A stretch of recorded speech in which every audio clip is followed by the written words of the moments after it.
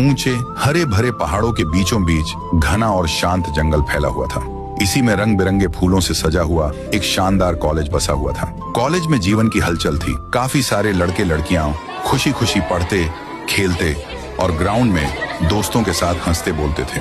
सब कुछ अच्छा चलता रहा। एक लड़की थी, रिया, जो कॉलेज की सबसे होनहार लड़की थी। वह दोस्तों के साथ हंसती मुस्कुराती तो थी, पर उसकी आंखों में एक गहरा डर और हर समय की उदासी छिपी रहती थी। सुबह का समय था। कॉलेज के बड़े ग्राउंड में सभी स्टूडेंट्स प्रार्थना के लिए एक साथ लाइन में खड़े थे। प्रार्थना अभी शुरू ही हुई थी कि प्रिंसिपल सर की तेज और सख्त आवाज ने पूरे माहौल को तोड़ दिया। रिया, ओ रिया, जरा सामने आओ। मुझे तुमसे कुछ बहुत जरूरी बात करनी है। जहाँ कहीं भी हो, तुरंत स्टेज के सामने आओ। रिया डर के मारे थर थर कांपती हुई लाइन में से निकली और दबे पांव सर के सामने आई। प्रिंसिपल सर सबके सामने टोकते हुए कहे, तुम्हारी 1 महीने की फीस पेंडिंग है और दूसरा महीना शुरू हो चुका है। क्या तुम्हें लगता है हमने यहाँ कोई धर्मशाला खोल रखी है जो तुम फ्री में पढ़ोगी? जब भी फीस मांगते हैं तुम कहती हो कल लाऊंगी, कल लाऊंगी। करते करते अब तक फीस जमा क्यों नहीं हुई? ये कॉलेज चलता है पैसों से। सुनो, मैं तुम्हें साफ साफ कह रहा हूँ, अगर कल तुमने फीस नहीं लाया तो मैं तुम्हें बिना सोचे समझे कॉलेज से निकाल दूंगा, समझे? प्रिंसिपल सर की ये सख्त बातें सुनकर ग्राउंड में खड़े सारे स्टूडेंट्स रिया का मजाक उड़ाते हुए उस पर जोर जोर से हंसने लगे। रिया ने किसी तरह अपने आंसुओं को रोका और कांपती आवाज में सर को कहा, सर प्लीज, मैं कल पक्का फीस भर दूंगी। मैं प्रॉमिस करती हूँ, आप प्लीज ऐसा मत कीजिए। ये कहकर रोती हुई चुपचाप रूठकर और दुखी मन से वहां से निकल गई। वह अपने घर की तरफ जा रही थी। कॉलेज से अपमानित होकर रिया रोती हुई घर पहुंची। रिया के घर की स्थिति अच्छी नहीं थी। उसकी माँ अक्सर बीमार रहती थी। रिया जब घर पहुंची तो उसकी माँ रसोई में खाना बना रही थी। रिया फूट फूट कर रोते हुए कहने लगी, पापा प्लीज मेरी बात सुनो। आज कॉलेज में बहुत बेइज्जती हुई है मेरी। मेरे कॉलेज की 1 महीने की फीस अभी तक जमा नहीं हुई है और यह दूसरा महीना चल रहा है। प्रिंसिपल सर कह रहे हैं कि अगर कल फीस नहीं लाया तो वो मुझे कॉलेज से निकाल देंगे और उन्होंने सबके सामने मेरी बहुत बेइज्जती की। ये सुनकर पापा गुस्से से बोले, बस, तेरी ये पढ़ाई और ये फीस का ड्रामा कब खत्म होगा? मैंने तुम्हारी इस महंगी पढ़ाई में इतना पैसा लगाकर क्या हासिल किया? हाँ, सिर्फ और सिर्फ नुकसान। मैं अब और एक पैसा बर्बाद नहीं करूंगा। अब तू वही करेगी जो मैं कहूँगा। तेरी पढ़ाई खत्म। रिया रोते हुए हाथ जोड़कर कही, पापा प्लीज, बस 1 साल और, सिर्फ 1 साल की बात है। मैं नौकरी कर लूंगी। प्लीज पापा, मुझे पढ़ने दो। रिया की बात सुनकर पिता का गुस्सा और भड़क गया।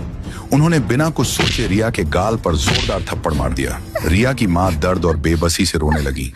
रिया के पापा ने किसी को फोन लगाया और कहने लगे, हाँ, वो लड़की तैयार है जैसा हमने तय किया था। हाँ, मैं पहाड़ों वाले रास्ते पर मिलूंगा। हाँ, सौदा फाइनल है। रात का समय, बाहर तेज बारिश हो चुकी थी। सब सो रहे थे। तभी रिया के पप्पा उसे धक्का दे देकर घर के बाहर खड़ी जीप में बिठाने लगे। रिया रोती हुई जीप में बैठ गई।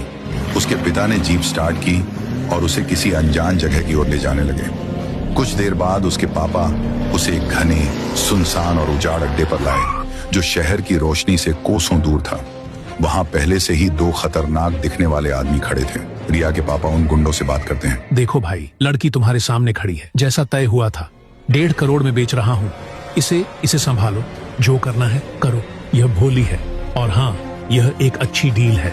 देर मत करो, पैसे निकालो। उन दोनों गुंडों में से एक ने रिया को एक बार ऊपर से नीचे तक घूर कर देखा। उन्होंने पूरे डील के मुताबिक 1.5 करोड़ रुपए पप्पा को दिए। रिया के पापा ने पैसे लिए और एक पल भी वहां नहीं रुके।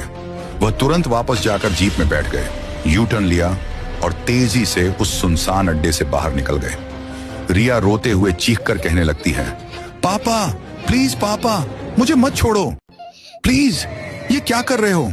पापा प्लीज मुझे छोड़कर मत जाओ। फिर वे 2 गुंडे रिया को एक कमरे के बिस्तर पर लाते हैं और जोर जोर से हंसने लगते हैं। रिया रोने लगती है, मुझे छोड़ दो, मुझे जाने दो।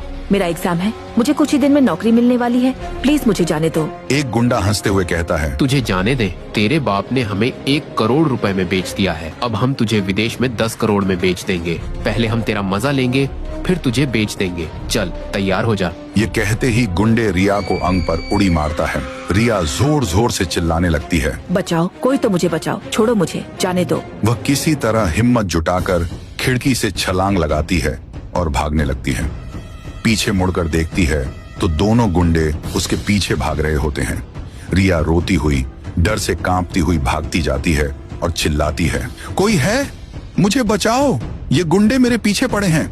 सड़क सुनसान थी, आसपास कोई नहीं था। तभी दूर उसे कार की हेडलाइट चमकती हुई दिखती है और कार से निकलता है सबका प्यारा हीरो राय स्टार। रिया उसके पास आकर रो पड़ती है। मुझे बचा लीजिए, ये 2 गुंडे मेरे पीछे पड़े हैं। मेरे पिताजी ने मुझे इन लोगों को बेच दिया है, अब मैं क्या करूं? राय स्टार उसे शांत करते हुए कहता है, वहां देखो, एक छोटा सा घर है, चलो वहां छिप जाते हैं, रात बहुत हो चुकी है। दोनों घर के अंदर जाकर छिप जाते हैं। रिया खिड़की से झांकती है, वही 2 गुंडे कार के पास आकर रुकते हैं, इधर उधर देखते हैं। रिया और राय स्टार चुपचाप खिड़की से उन्हें देखते रहते हैं। कई घंटे बाद गुंडे वहां से चले जाते हैं। रिया किसी दवा के असर में थी और दर्द से तड़प रही थी। मजबूरी में राय स्टार ने उसकी मदद की। दोनों की नजरें मिली और वो नजरें धीरे धीरे प्यार में बदल गईं। रात बहुत अंधेरी थी, दोनों एक दूसरे का चेहरा ठीक से नहीं देख पाए। सुबह होने पर राय स्टार ने कहा, ये पैसे रखो, तुम्हारे काम आएंगे। अब मैं जा रहा हूं, अपना ध्यान रखना। राय स्टार कार में बैठकर चला गया। कुछ महीने बाद एक गांव में रिया उसी पैसों से डिब्बे वाला खाना बेचने लगी। वह बहुत खुश थी। उसके दुकान पर ग्राहकों की लाइन लगी रहती थी। एक दिन रिया खुद हाथों से खाना परोस रही थी, तभी अचानक उसे चक्कर आया और वह गिर पड़ी। ग्राहक घबरा गया, उसे उठाकर अस्पताल ले गया। कई घंटे के इलाज के बाद रिया ने एक बेटे को जन्म दिया, बिल्कुल राय स्टार की शक्ल का। बच्चा बहुत रो रहा था दूध के लिए।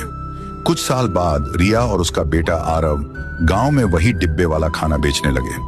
आरव भी मां की मदद करता था, ग्राहकों तक खाना पहुंचाता था। दोनों का सपना था, एक दिन हम बच्चे के पिता को ढूंढ लेंगे। एक दिन एक ग्राहक खाना खाकर बोला, बहुत अच्छा खाना बनाया है। ढेर सारे पैसे दिए और चला गया। आरव अगला ग्राहक आने का इंतजार कर रहा था। तभी एक गुंडा लकड़ी लेकर वहां आता है और चिल्लाता है, जितना भी पैसा है दे दे मुझे। वह मारने लगता है। रिया जोर जोर से रोने लगती है और आरव सब कुछ अपनी आंखों से देखता है। उसी वक्त वहां से राय स्टार गुजर रहा था। उसने यह दृश्य देखा और गुंडे की पिटाई कर दी। राय स्टार गुंडा को चिल्लाकर बोला, अगर दोबारा यहां आया तो तेरा पैर तोड़ दूंगा। राय स्टार आरव के पास आया। आरव मासूमियत से बोला, आप मेरे सपनों वाले पापा जैसे दिखते हैं। रिया और राय स्टार आमने सामने खड़े थे। कुछ यादें दिमाग में चमकती हैं पर समझ नहीं आता। राय स्टार बताता है, मेरे परिवार ने जबरदस्ती मेरी शादी तय कर दी है। कुछ दिनों के लिए तुम मेरी पत्नी और आरव मेरा बेटा बन जाओ, बदले में मैं तुम्हें 1 लाख रुपए दूंगा। रिया सोच में पड़ जाती है। उसे बेटे की पढ़ाई और मां की दवा के लिए पैसे चाहिए। वह हामी भर देती है। राय स्टार मुस्कुराते हुए कहता है, चलो मेरे साथ। तीनों कार में बैठ जाते हैं और राय स्टार कार स्टार्ट करके उन्हें ले जाने लगता है। उन्हें अपने आलीशान घर ले आता है। राय स्टार के पिता एक करोड़पति पर सख्त स्वभाव के व्यक्ति। राय स्टार कहता है, पापा ये मेरी पत्नी और बेटा हैं। हमने कुछ साल पहले शादी की थी। ये मेरा बेटा आरव है और ये मेरी पत्नी रिया। पिता गुस्से में बोलते हैं, झूठ, सबूत चाहिए मुझे। ये तेरा बेटा है या किसी और का? वह आरव के सिर से एक बाल निकालते हैं और डीएनए टेस्ट का आदेश देते हैं। डॉक्टर झटका उस बल को लेकर डीएनए टेस्ट करने लगता है। कुछ घंटे बाद रिपोर्ट आती है, डीएनए मैच हो गया। डॉक्टर फोन पर बताता है, सर ये बच्चा राय स्टार का ही बेटा है, यानी आपका पोता। पिता हैरान रह जाते हैं, फिर खुशी से झूम उठते हैं। वह कहते हैं, अब तुम सब घर में रह सकते हो। तीनों खुशी खुशी घर में प्रवेश करते हैं। राय स्टार रिया का हाथ पकड़कर कहता है, अब सब समझ गया हूं। वो रात, वो दर्द, वो भाग्य। रिया पूछती है, क्या अब भी मुझे अपनाओगे? राय स्टार मुस्कुराकर जवाब देता है, तुम मेरी किस्मत हो।